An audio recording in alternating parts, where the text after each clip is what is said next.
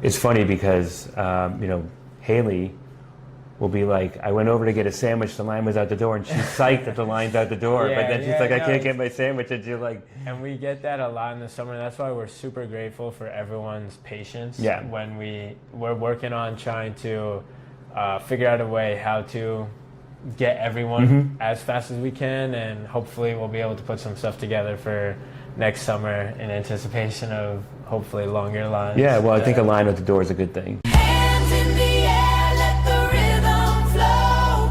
Ooh, let it flow. Together we rise, let the good vibes grow. Community conversations. Yeah. 321 Media and the Greater Mystic Chamber of Commerce presents another episode of Community Conversations. I'm here with Kamal at the Lighthouse Bakery. How you doing, Kamal? Good. Thank you for having me, Bruce. I appreciate it. Happy to have you here. I know when we go way back, right? My kids and you, and your mom and dad. But they used to have a place right in Groton on Route 1. Yeah, so originally they started the business back right next to the Barn Brewery in Groton around 2004. And that mainly was like wholesale, doing a lot of wholesale to the local and distant like restaurants or school systems and whatnot. And when did you guys end up moving here? My parents originally purchased a property in I believe like 2011, 2012 range. You know, it takes like a while to get everything through, and then the bakery opened around that time as well. Still doing wholesale mainly, but with Mystic having a lot more foot traffic, that was when like my dad started doing more of like the breakfast, coffee, cafe type of business. And we should let people know you're right next to the post office. Yeah. Right on Route 1. Right next to the post office, 21 East Main Street. Yeah. And so I know your dad was doing more commercial, like supplying the restaurants, and they transitioned to the bakery.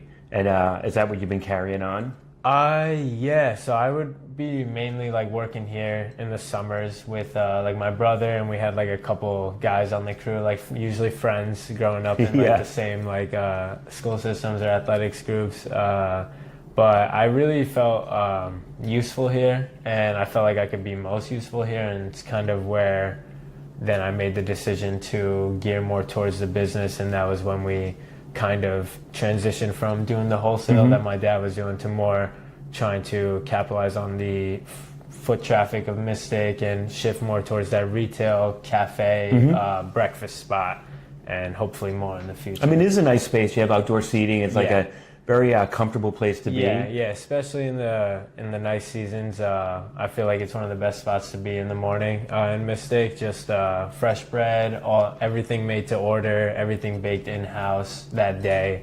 And we pride ourselves on the service as well, trying to keep a uplifting community, whether it's through various involvements, including like the Run Club that we host about seasonal, like 9 months of the year. Yeah, so you definitely I know that, like, my kids tell me that and I've tried them, like, very well known for your breakfast sandwiches, like best in town, right? Yeah, I would like to say, best in town. And is that you think that that's kind of your, like, influence? Or was it, like, your dad did it first? No, my dad did it first for sure. Yeah, he had the menu is different now, slightly, but the premise is the same. And the quality, all the recipes originate from him. Yeah. And whatever we work on now is a stepping from him.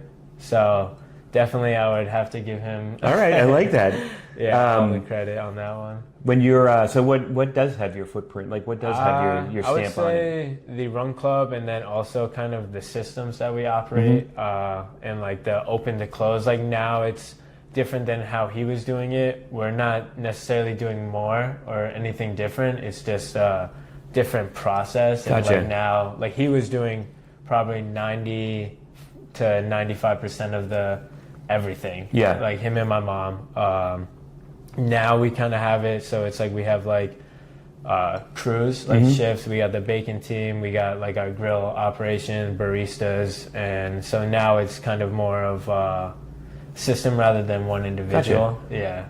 Yeah. And so, but everything's done here, right? All the baking. Yeah, all the baking is baked fresh in the oven here. All the like pastries you see in the display or whatnot were made here. And the main thing, like with what we try to do is, like we said, the breakfast sandwiches. It's all fresh bread. So like when you walk in, you really can't get the sandwich anywhere else. Yeah. I love it. I know like community and you being in the community is super important. Yes. And you used to have do you still have the run? Not right now for the season. We're working on a few things like behind the scenes with the shop, which has required some more focus. So I ended the runs for the time being. For the season, maybe? Yeah, for the season. And we'll come back, we'll do more events and such. But yeah, we meet usually twice a week through spring to fall. And then winter we kind of like shut down. But it's nice. We have like a consistent showing, and it's introduced people and a great networking opportunity as well. For anytime you can bring people together, especially in the community. And then you were doing something with Jeff, right? Over at Adventure Mystic. Yeah, Adventure Mystic, We ran a few events with him with like kind of like a relay styled competition. Not really like a race, because it was mainly for fun and whatnot, but that was a big hit. We plan on doing hopefully like more of those and just more different events, even hosting our own like little like fundraising races or whatnot, just to kind of do what we can for the community. So it's so I guess that's good. Inviting to us. Clearly community is important. So when you're not behind the counter, where do you where's your go-to around here?